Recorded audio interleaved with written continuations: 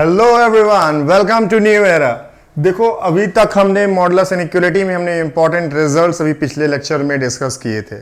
ठीक है, important results हमने 11 जो थे 11-12 जो भी रिजल्ट्स थे उनको अच्छे से डिस्कस किया था। उनके बारे में मैंने बताया था, उनको किस किस वे में लिखा जा सकता है मैंने वो बताया था, है ना। चलो अब हम आगे बढ़ते हैं। तो चलो हम क्वेश्चन पे एंटर करने से पहले मैं थोड़ा सा तुमको एक इसका वर्किंग मेथड बता देता हूं कि जब भी हम मॉडुलस साइन अपीयर होते हैं इनइक्वालिटी पे तो उनको कैसे हैंडल करना है ना। कैसे हैंडल करना है मतलब कैसे उनको सॉल्व करना है, क्या आपका एक स्ट्रेटजी होना चाहिए उस क्वेश्चन को सॉल्व करने का, है ना। वो मैं यहाँ पे थोड़ा सा डिस्कस करूंगा। तो अभी मैं क्या करता हूँ, यहाँ पे मैं एक जनरल फॉर्म क्रिएट करता हूं, उस पे ही मैं चीजों को आगे ले जाके सॉल्व करता हूं और उस जनरल फॉर्म से आपको एक आइडिया हो जाएगा कि किसी क्वेश्चन को किस वे में हमको सॉल्व करना है। तो ठीक है, तो चलो हम एक जनरल फॉर्म क्रिएट करते हैं अपने से। चलो यहाँ पे क्रिएट करते हैं। चलो देखो, चलो कोई general form x minus A mod plus mod of x minus B. ठीक, यहां पे mod of x minus C, ठीक, ग्रेटर देन और इक्वल्स टू डी, ठीक है। चलो ग्रेटर देन और इक्वल्स टू डी हमने कर दिया, ये हमने अपने से एक जनरल फॉर्म क्रिएट किया। ठीक है, अब यहां पे एक चीज देखो, यहां पे जो ग्रेटर देन और इक्वल्स टू मैंने डी लिखा है, यहां पे जो है इक्वल्स टू का साइन भी आ सकता है, लेस देन और इक्वल्स टू का साइन भी हो सकता है, और लेस देन ये का साइन हो सकता है, ग्रेटर देन का साइन हो सकता है। और यहाँ पे बेसिकली इक्वेशन पे भी ऐसा बनाया जा सकता है इक्वल्स टू डी करके, तब भी ये वैलिड माना जाएगा, है ना। वो इक्वेशन का तो अलग ही पार्ट हो गया, लेकिन आप ऐसे हम इन इक्वेशन की बात कर रहे हैं तो यहाँ पे इसकी जगह पे लेस देन इक्वल्स टू और ग्रेटर देन इक्वल्स टू हो सकता है। हम जनरल बात कर रहे हैं, ठीक है। अब यहां पे एक चीज देखो, यहां पे एक चीज समझने वाली है कि आपको यहां पे सबसे पहले इसके क्रिटिकल पॉइंट्स निकालने हैं। क्रिटिकल पॉइंट्स कैसे निकालेंगे? Put the value equals to zero. कौन सी वैल्यू को आपको जीरो पुट करना है? जो भी आपके मॉड के अंदर दी हुई वैल्यू है उसको आप जीरो को इक्वल्स टू पुट करेंगे और आपका क्रिटिकल पॉइंट निकल के आएगा। कैसे? देखो, जैसे x माइनस ए ये मॉड के अंदर दिया हुआ है, इसको हम जीरो के इक्वल्स टू करते हैं तो x minus A equals to zero, तो यहां से निकल के आएगा x इक्वल्स टू ए, ऐसे ही b और ऐसे ही c, लेकिन c में एक चीज देखना कि c कभी x के इक्वल्स टू नहीं होगा, c कभी x के इक्वल्स टू नहीं होगा। मतलब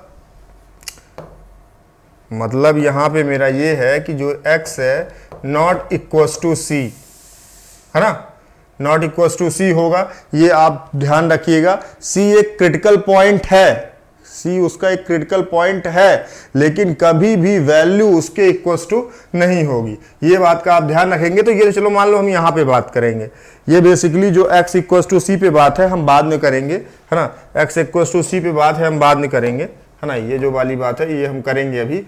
ये यहाँ पे इसके हम क्रिटिकल पॉइंट्स लिखते चलते हैं, क्रिटिकल पॉइंट्स जो c हो गया, ठीक है। ये क्रिटिकल पॉइंट्स हुए, क्या हुए इसके, ये क्रिटिकल पॉइंट्स हैं, मैं अगेन सारी चीज़ों को लिखते चलता हूं ताकि आप लोग, है ना, ये क्रिटिकल पॉइंट्स हैं इसके, ठीक है।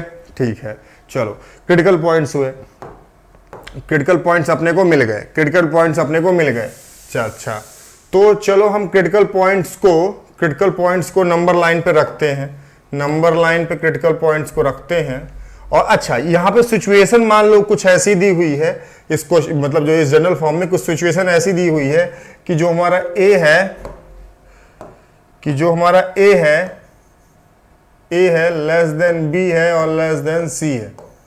ये हमारी कुछ सिचुएशन दी हुई है ऐसे कि जो हमारा c है वो सबसे बड़ा, ठीक है। चलो, तो इतनी चीज क्लियर हुई। चलो हम आगे बढ़ते हैं। तो हम इसको क्रिटिकल पॉइंट्स पे रखेंगे। क्रिटिकल पॉइंट्स पे किसको? इनको, ये क्रिटिकल पॉइंट्स नंबर लाइन पे रखेंगे, मतलब ए बी और सी। तो यहां पे देखो, यहां पे देखो, यहां पे पॉजिटिव निगेटिव वाला कोई यहाँ पे रोल नहीं है, जैसे पॉजिटिव निगेटिव, जैसे पॉजिटिव निगेटिव ऐसा अल्टरनेट चलता था, फिक्स होता था पॉजिटिव यहाँ पे राइट मोस्ट जगह पे। लेकिन यहाँ पे ऐसा कुछ नहीं है, यहाँ पे हमको केसेस बनाने पड़ेंगे, यहाँ पे मॉडल्स में हमको केसेस बनाने पड़ेंगे। और केसेस कैसे बनाने पड़ेंगे, जितने भी क्रिटिकल पॉइंट्स हैं उनको अगर जैसे ही नंबर लाइन पे रखोगे, जैसे फॉर एग्जांपल क्रिटिकल पॉइंट्स यहाँ पे 3 है, 3 क्रिटिकल पॉइंट्स रखोगे तो 4 पार्ट में तुम्हारी नंबर लाइन को डिवाइड करेंगे, मतलब 4 केसेस बनेंगे। अगर यहीं पे अगर मैं 2 लिया होता, दो मॉड वैल्यू मतलब 2 क्रिटिकल पॉइंट्स आ रहे होते तो तुमको उसको 2 पार्ट में डिवाइड करते, किसको, नंबर लाइन को, मतलब वहां पे 2 केसेस बनते। तो यहाँ पे 4 केसेस बनेंगे, 4 केसेस बनेंगे। अच्छा, इनको लिखना कैसा है केसेस का, मैं वो तुमको बताता हूं। इनको केसेस को लिखा कैसे जाता है ये मैं बताता हूं, ध्यान से सुनना। आपको बहुत सारे क्वेश्चनों में डायरेक्टली अप्लाई करना है, इसलिए ध्यान से सुनना कि केसेस को लिखना कैसे है ना, केसेस को लिखना कैसे है। मैं चाहता तो ज्यादा कॉम्प्लिकेटेड वे में जैसा बुक्स में दिया रहता है मैं उस वे में ले जाता, लेकिन ऐसा नहीं है। आपको सरलतम सुखम जैसा चीज आपको समझना है ना, एकदम सरल हो, है ना, हाँ सुखदाई हो, वैसा चीज समझो। तो देखो अब यहां पे क्या करना, पहले हम केस डिवाइड कर देते हैं। ये पहला केस यहां बनेगा, ये दूसरा केस, ये तीसरा केस, ठीक, और ये चौथा केस। 4 केसेस बनेंगे, है ना।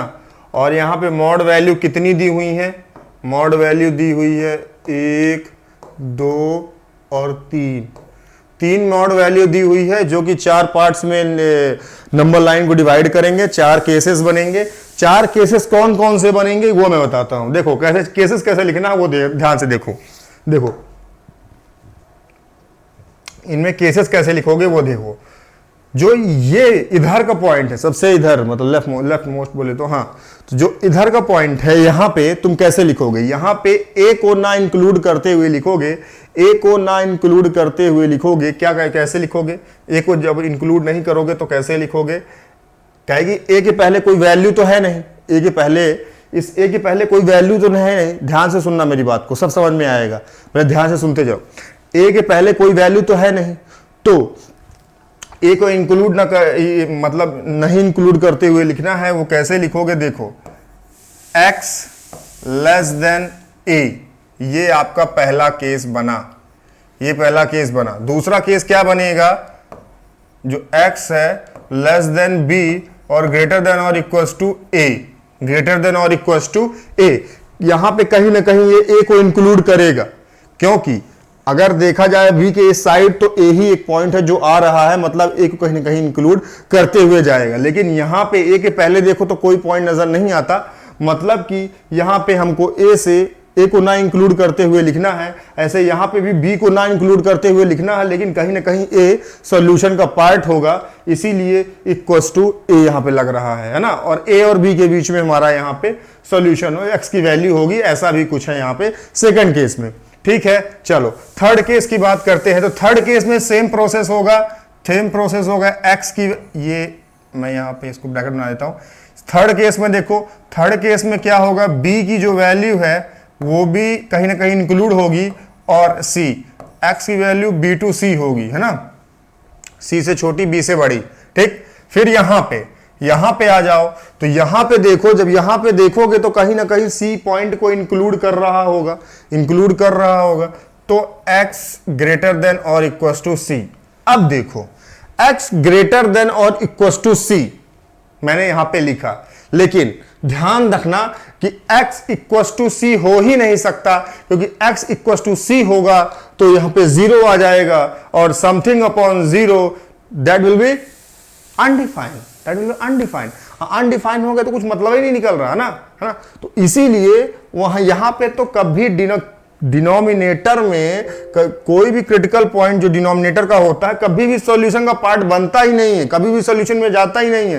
तो यहां पे सिंपली यहां पे हम इसको हटा देंगे, अभी अपने कन्वीनियंसी के लाने, है ना, इस चीज को यहां पे हटा देंगे। ठीक है, चलो ये हमारे पार्ट बन गए, ये हमारे 4 पार्ट हैं, ये 4 केस हैं, है ना, ये 4 केस हैं। इन्हीं 4 केसेस को डिस्कस करते हैं, और इन्हीं से जो भी कंक्लूजन निकल के आता है ना, उसी को हम समझते हैं कि ये हमारा फाइनल सॉल्यूशन है। ठीक है, चलो। अच्छा, तो यहां पे मैं जो बता रहा हूं वो तुम ध्यान से समझना, पहली बात, ठीक है। चलो पहला केस लेते हैं, पहला केस लेते हैं, पहला केस लेते हैं। पहला केस क्या है? Case number first, case number अगर फर्स्ट लें, केस नंबर फर्स्ट लें अगर, तो केस नंबर फर्स्ट क्या है? x less than a, x less than a, x less than a। तो अब देखो ध्यान से, एक चीज को समझना, एक चीज को मैं यहां पे बोल रहा हूं, थोड़ा सा पेन को नीचे रख के समझो। जब भी इस मॉड के अंदर निगेटिव वैल्यू आ रही होगी, जब भी मॉड के अंदर यहां पे निगेटिव वैल्यू आ रही होगी, मतलब कि x की वैल्यू a से भी छोटी हो गई, a से भी जब छोटी हो जाएगी तो यहां पे निगेटिव वैल्यू आएगी, मतलब कि जो हमारा मॉड है वो निगेटिव ओपन होगा, है ना, निगेटिव ओपन होगा। देखो मैं वैसा बता रहा हूं जैसे कि लैंग्वेज बोली जाती है, मैं उस प्रकार ही तुमको बता रहा हूं कि अगर यहां पे मॉड के अंदर निगेटिव वैल्यू आ रही है तो मॉड निगेटिव ओपन होगा, अगर मॉड के अंदर पॉजिटिव वैल्यू आ रही है तो मॉड हमारा पॉजिटिव ओपन होगा, है ना, मॉड हमारा पॉजिटिव ओपन होगा। जैसे पढ़ते हो ना मॉड ऑफ एक्स, मैंने बताया भी होगा पिछले लेक्चर्स में पढ़े हो, मॉड ऑफ एक्स जो होता है उसको एक्स होता है एक्स इज ग्रेटर देन और इक्वल टू 0 पे, और माइनस ऑफ एक्स होता है एक्स लेस देन 0 पे, है ना। तो वैसे ही यहां पे जब वैल्यू अंदर मॉड के निगेटिव आती है तो हमारा जो मॉड है वो निगेटिव ओपन होता है। ध्यान से सुनना है, इसी प्रकार लैंग्वेज बोली जाती है कि जब भी मॉड के अंदर निगेटिव वैल्यू आती है तो मॉड निगेटिव ओपन होता है, जब भी पॉजिटिव वैल्यू आती है तो पॉजिटिव ओपन होता है। चलो तो समझेंगे कैसे इस बात को, इस कंडीशन से, जो हमने यहाँ पे कंडीशन हमने पहले सिचुएशन लिख ली थी, a is less than to b is less than to c, तो उसी को यूज करते हुए हम यहाँ पे रखेंगे। जब x की वैल्यू लेस देन a है, मतलब जो x की वैल्यू है वो लेस देन a है, तो हम क्या करेंगे? तो देखो यहां पे हम क्या करेंगे, x की value less than a, x की वैल्यू लेस देन a और a सबसे छोटा है, a सबसे छोटा है, तो यहां पे रखो, यहां पे रखो और a से छोटी वैल्यू रखोगे कोई भी, है ना, तो a से छोटी कोई भी वैल्यू रखोगे तो यहां पे माइनस ही आएगा, यहां पे माइनस ही आएगा। जैसे फॉर एग्जांपल a मतलब 2 है, a इक्वल्स टू 2 है, तो अब हमको 2 से छोटी वैल्यू रखनी है, तो मान लो हम 1 रखते हैं, तो 1 माइनस 2 माइनस 1 ही आएगा, ऐसे समझ लो, वैल्यू रख के ऐसे समझ लो अगर ना समझ में आए तो। बाकी तो अगर थोड़ा सा लॉजिक लगाओगे तो यहाँ पे a सबसे छोटी वैल्यू है और a से भी छोटी वैल्यू ले रहे हो तो माइनस कर रहे हो तो वैल्यू तुम्हारी निगेटिव आएगी, मतलब कि मॉड के अंदर वैल्यू निगेटिव आ रही है, मतलब कि मॉड जो है निगेटिव ओपन होगा, मॉड जो है निगेटिव ओपन होगा। यहाँ पे सेम अगर a सबसे छोटी वैल्यू है और a से भी छोटी वैल्यू ले रहे हो तुम, तो यहां पे भी निगेटिव मॉड ओपन होगा और यहां पे भी निगेटिव मॉड ओपन होगा, x माइनस b पे भी और x माइनस c पे भी निगेटिव मॉड ओपन होगा ना भाई, है ना। अगर यहीं पे जब हो रहा है, जब a ही सबसे छोटी वैल्यू है और a से भी छोटी वैल्यू ले रहे हो, मतलब x पे, तो ऑब्वियस है कि ये तीनों निगेटिव ओपन होंगे। तो यहां पे इसको लिखना कैसे है मैं वो बताता हूं, इसको लिखना कैसे है वो मैं बताता हूं। देखो मॉड यहाँ पे जो है ये निगेटिव ओपन होगा तो ये ऐसे कुछ होगा, ये निगेटिव ओपन होगा मॉड, है ना, प्लस ये मॉड आपका निगेटिव ओपन होगा, हाँ निगेटिव ओपन होगा। ये फर्स्ट मॉड जो है इसको आप कुछ ऐसे लिख लीजिए, ऐसे लिख लीजिए, कुछ ऐसे लिख लीजिए। जो फर्स्ट है, जो फर्स्ट मॉड है वो निगेटिव ओपन होगा, मैंने नाम यहाँ पे दे दिया था मॉड को 1 2 3 पहले यहाँ, तो 1 2 3, तो फर्स्ट मॉड हमारा निगेटिव ओपन होगा, दूसरा मॉड भी हमारा निगेटिव ही ओपन होगा, दूसरा मॉड भी हमारा निगेटिव ही ओपन होगा, है ना, दूसरा मॉड भी हमारा निगेटिव ही ओपन होगा, दूसरा मॉड भी हमारा निगेटिव ही ओपन होगा, है ना, और तीसरा मॉड भी हमारा निगेटिव ही ओपन होगा, तीसरा मॉड भी हमारा निगेटिव ही ओपन होगा। ठीक है, चलो और क्या है, लेस देन और equals to D, less than और इक्वल्स टू डी। ठीक है, चलो ये चीज को समझ रहे हो तुम लोग। मैंने बताया कि यहां पे वैल्यू निगेटिव आ रही है मॉड के अंदर, तो मॉड निगेटिव ओपन हो रहा है। है ना, निगेटिव साइन के साथ ओपन होगा। और अगर मॉड के अंदर पॉजिटिव वैल्यू आ रही है तो मॉड हमारा पॉजिटिव साइन के साथ ओपन होगा। ठीक है, तो चलो ये चीज आपको क्लियर हो गई होप सो। ठीक है, चलो तो ये पहला केस हुआ, ये पहला केस हुआ। और पहले केस पे हम सॉल्यूशन की बात करें तो इसका सॉल्यूशन जब हम लिखेंगे तो वो आएगा केस 1 का सॉल्यूशन, केस 1 का सॉल्यूशन। ठीक, केस 1 का सॉल्यूशन आया, केस 1 का सॉल्यूशन आएगा कुछ जब ऐसा करोगे तो। और फिर जब इसका फाइनल सॉल्यूशन लिखोगे, फाइनल सॉल्यूशन लिखोगे, इसका फाइनल सॉल्यूशन जब लिखोगे, जब फाइनल सॉल्यूशन लिखोगे तो इस कंडीशन का, केस फर्स्ट की कंडीशन का और इसका जो कंडीशन का सॉल्यूशन है, जिस कंडीशन का लेके सॉल्यूशन आया, इन दोनों का इंटरसेक्शन करोगे। क्या करोगे? दोनों का इंटरसेक्शन करोगे। कैसे? देखो, ये केस 1 का सॉल्यूशन आया और ये हमारा केस 1 हो गया, तो इसका, इस पर्टिकुलर केस का, केस 1 के कंडीशन का, ये केस 1 का आप इंटरसेक्शन लेंगे उसके सॉल्यूशन से जो उस कंडीशन को लेके आया है ना। ये आपका फाइनल सॉल्यूशन हो गया, ये फाइनल सॉल्यूशन हो गया आपका। केस 1 जो कंडीशन आप ले रहे हैं वो लेंगे और जो इस कंडीशन से लेके जो सॉल्यूशन आया होगा उसको लेंगे और उन दोनों का इंटरसेक्शन निकालेंगे, वही आपका फाइनल सॉल्यूशन होगा। ठीक है, ये केस 1 की बात हो गई, केस 1 की बात हो गई। चलो अब हम केस 2 की बात करते हैं, अब केस 2 की बात करते हैं। ठीक है, चलो केस 2 की बात करते हैं, केस 2 की बात करते हैं, केस 2। और केस 2 की बात पे जो x है लेस देन और इक्वल टू a और लेस देन b। ठीक, ये चीज हो गया, ये चीज हो गया।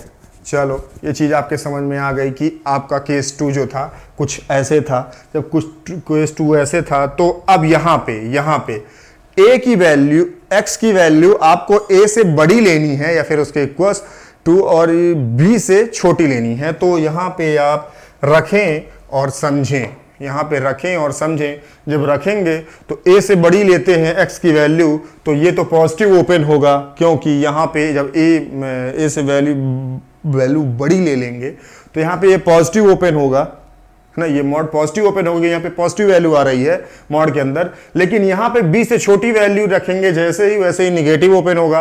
और जब b छोटा ही है c से तो यहाँ पे भी निगेटिव ओपन होगा। तो सिंपली है, अब यहाँ से आपको समझ में आ रही होंगी चीजें, होप सो, है ना। तो इसको लिखेंगे आप लोग कुछ ऐसे कि जो फर्स्ट का मॉड है, जो फर्स्ट का मॉड है, ये फर्स्ट मॉड है, ये पॉजिटिव ओपन होगा। जो सेकंड मॉड है, जो सेकंड मॉड है वो निगेटिव ओपन होगा। और जो थर्ड मॉड है वो भी निगेटिव ओपन होगा। यहाँ पे भी निगेटिव ओपन हो रहा था, यहाँ पे भी निगेटिव ओपन होगा। ठीक है, और यहाँ पे ग्रेटर देन और equals to D, greater than और इक्वल्स टू डी। ठीक है, अच्छा, यहाँ पे भी जो पर्टिकुलर इसका सॉल्यूशन आएगा, जो पर्टिकुलर इसका सॉल्यूशन आएगा, इसका जो पर्टिकुलर सॉल्यूशन आएगा केस 2 का, केस 2 का जो सॉल्यूशन आएगा जो आप करेंगे इसके, है ना। तो ये केस 2 का सॉल्यूशन आ गया। और जब इसका आप फाइनल सॉल्यूशन लिखेंगे तो सेम जैसे पहले लिखे हैं केस 1 के लिए वैसे ही लिखेंगे।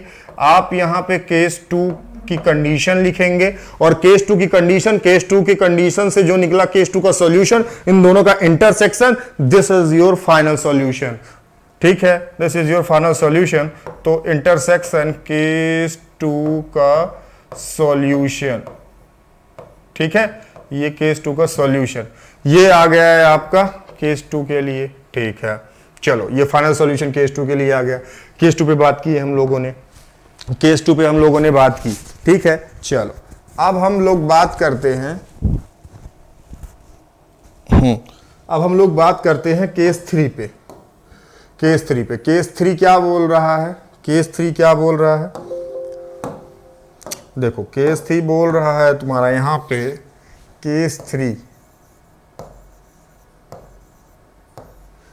3 बोल रहा है जो हमारा x है वो ग्रेटर देन और इक्वल्स टू b है और less than equals to c है, less than equals to c है। तो अब यहां पे क्या करोगे, यहां पे क्या करोगे तुम, कि देखोगे कि हमको वैल्यू b से बड़ी लेनी है लेकिन c से छोटी लेनी है, लेकिन तो यहां पे रखो ऐसे कुछ ऐसा रखो, इधर कुछ रखो ऐसा, इधर यहां पे रखोगे तो b से बड़ी है ना, b से बड़ी, तो b से बड़ी लोगे तो यहां पे भी पॉजिटिव ओपन होगा, क्योंकि इसके अंदर मॉड के अंदर पॉजिटिव वैल्यू आएगी तो पॉजिटिव ओपन होगा। और अगर मॉड के अंदर निगेटिव वैल्यू बन रही है तो मतलब मॉड जो है निगेटिव ओपन हो रहा है, मतलब कि जो हमारा मॉड है ना, उसको हम निगेटिव ओपन करेंगे, हाँ निगेटिव उसकी ओपनिंग करेंगे, ठीक है, जो मॉड है उसकी हम निगेटिव ओपनिंग करेंगे। तो यहां पे केवल मात्र जो सी पे है, क्योंकि लेस देन सी दिया हुआ है, हाँ तो सी पे जो है हमारा बस निगेटिव ओपनिंग होगा। तो इसको कुछ ऐसे लिखेंगे, इसको कुछ ऐसे लिखेंगे हम, जो पहला वाला है ये पॉजिटिव ओपनिंग होगी, दूसरे वाले की भी पॉजिटिव ओपनिंग होगी, तीसरे वाले की निगेटिव ओपनिंग होगी मॉड की, है ना, और ये ग्रेटर देन और इक्वल्स टू डी, ठीक है। तो इसका हम जब सॉल्यूशन लिखेंगे, इसका जो सॉल्यूशन निकल के आएगा वो आए केस 3 का, उसको लिखेंगे।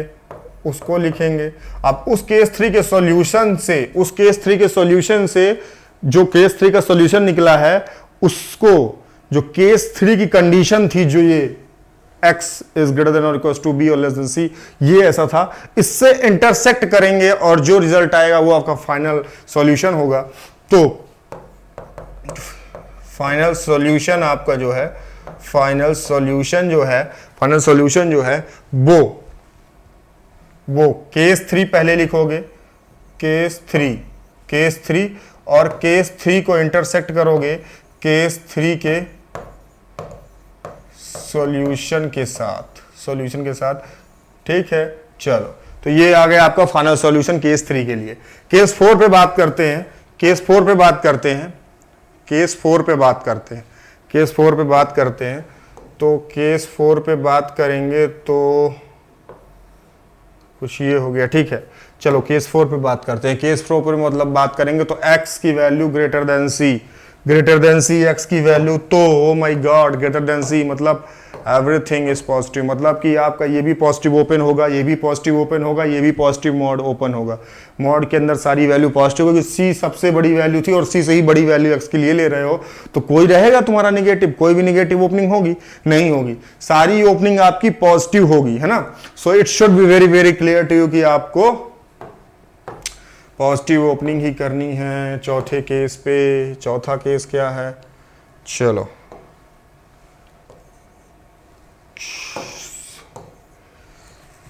let me change pen, okay। Case 4 क्या कह रहा है, केस 4 बोल रहा है x ग्रेटर देन c। अगर x ग्रेटर देन c है तो हमारा जो पहला है,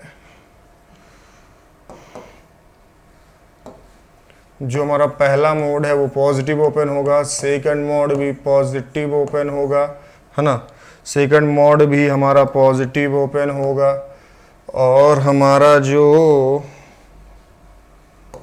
थर्ड मोड है वो भी पॉजिटिव ओपन होगा, थर्ड मोड भी हमारा पॉजिटिव ओपन होगा ग्रेटर देन और इक्वल्स टू डी। और यहाँ से जो सॉल्यूशन बनेगा केस 4 का, केस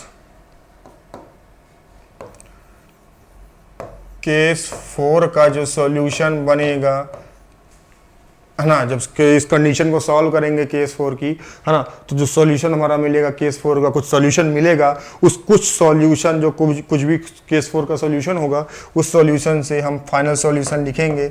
और फाइनल सॉल्यूशन क्या होगा, वही होगा जो मैंने पहले से भी 3 केसेस में बताते आ रहा हूं कि आपका जो ये केस है, फोर्थ केस है, इसकी जो कंडीशन है, इसकी कंडीशन को और जो इस कंडीशन से निकला सॉल्यूशन को, दोनों को इंटरसेक्ट कराना है ना, तो वही आपका होगा फाइनल सॉल्यूशन। तो फाइनल सॉल्यूशन आपका कैसे लिखोगे, फाइनल सॉल्यूशन को आप कुछ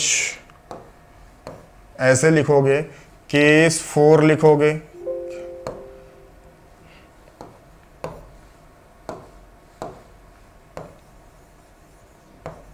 केस 4 लिखोगे, इसका इंटरसेक्शन करोगे केस 4 के सॉल्यूशन के साथ,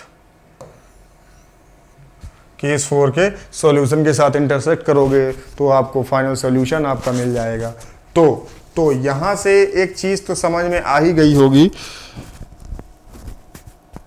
है ना, कि अब जो हम चीज लेके चले थे जनरल फॉर्म की, तुम लोग बोलोगे सर कहाँ ले आए आप, सर कहाँ ले आए, हम इसको लेके गए, है ना, 4 केसेस बनाए, उनके हम फाइनल सॉल्यूशन लिखे, क्या है सर ये? तो देखो, ये कोई सीबीएसई के बोर्ड में आने वाला क्वेश्चन नहीं है, ये कोई आईआईटी जेईई में भी आने वाला क्वेश्चन नहीं है, कोई जेईई मेंस एडवांस किसी भी स्टेट लेवल कॉम्पिटिटिव एग्जाम में आने वाला क्वेश्चन नहीं है। तब क्यों मैं कराया? मैं इसलिए कराया कि इस क्वेश्चन को करने के बाद आपकी जो कंसेप्चुअल बिल्डिंग है, आपकी जो क्वेश्चन की एबिलिटी है लगाने की, समझने की, वो बढ़ जाएगी। उससे इस क्वेश्चन को लगाने के बाद, इस पर्टिकुलर मतलब इस फॉर्म को समझने के बाद आपकी जो एबिलिटी है ना, आप समझने लग जाएंगे। क्वेश्चन को मॉड जैसे ही आएगा तो आप चीजों को समझने लग जाएंगे, आप फंसेंगे नहीं डायरेक्टली, है ना, आप डायरेक्टली फंसेंगे नहीं इसमें, ठीक है। तो इसीलिए मैं ऐसा किया। अच्छा, तो अब इसका जो हम चारों का सॉल्यूशन, फाइनल सॉल्यूशन निकाले, उसको हम क्या करेंगे? अब उसको हम कैसे लिखेंगे? उसको हम कुछ ऐसे लिखेंगे, जो हमारा फाइनल सॉल्यूशन आया है केस 1 का, जो हमारा फाइनल सॉल्यूशन आया है केस 1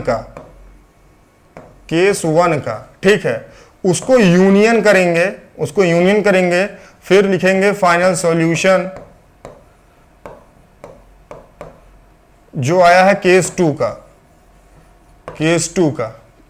का, फिर यूनियन करेंगे फाइनल सॉल्यूशन आया है जो केस 3 का, फिर यूनियन करेंगे जो फाइनल सॉल्यूशन आया है केस 4 का, ठीक है। इनको यूनियन करके लिखेंगे, वही आपका फाइनल सॉल्यूशन होगा पूरे क्वेश्चन की मैं जो जनरल फॉर्म की मैं बात कर रहा हूं उसका, है ना, उसका जो ये फाइनल को, तो कंफ्यूज मत होना फाइनल से। मैं यहां चाहता तो केस 1 का यूनियन केस 2 के सॉल्यूशन के साथ ऐसा लिख सकता था, लेकिन तब तुम कंफ्यूज हो जाते कि सर यहाँ पे सॉल्यूशन, यहाँ पे कैसे इंटरसेक्शन। इसीलिए हमने जो भी ये चीज निकाली, अच्छा, फाइनल सॉल्यूशन का तुम हटा भी सकते हो, ये टोटल सॉल्यूशन जो है ये हमारा फाइनल सॉल्यूशन होगा पूरे क्वेश्चन का। अगर देखा जाए तो लैंग्वेज में दिक्कत हो सकती है तुम लोगों को, तो ऐसे समझो कि इस फाइनल सॉल्यूशन को हटा दो, आप ऐसा लिखो ना, केस 2 इंटरसेक्शन केस 2 सॉल्यूशन, ठीक। वो करने के बाद उसको यूनियन कर दो ऐसे, सेकंड से, फिर थर्ड से, फिर फोर्थ से, वो ऐसे समझ सकते हो, ठीक है। होप सो आपको ये समझ में आया होगा। अब हम क्वेश्चन पे एंटर करेंगे, है ना, और ढेर सारे क्वेश्चन करेंगे मॉड से रिलेटेड, इस पर्टिकुलर फॉर्म से रिलेटेड, जो इंपॉर्टेंट रिजल्ट्स आए हैं मॉड के उनसे रिलेटेड। तो ठीक है ना, टिल देन टेक केयर, और आप चैनल को सब्सक्राइब कीजिए, शेयर कीजिए, ठीक है। तो चलो, थैंक यू।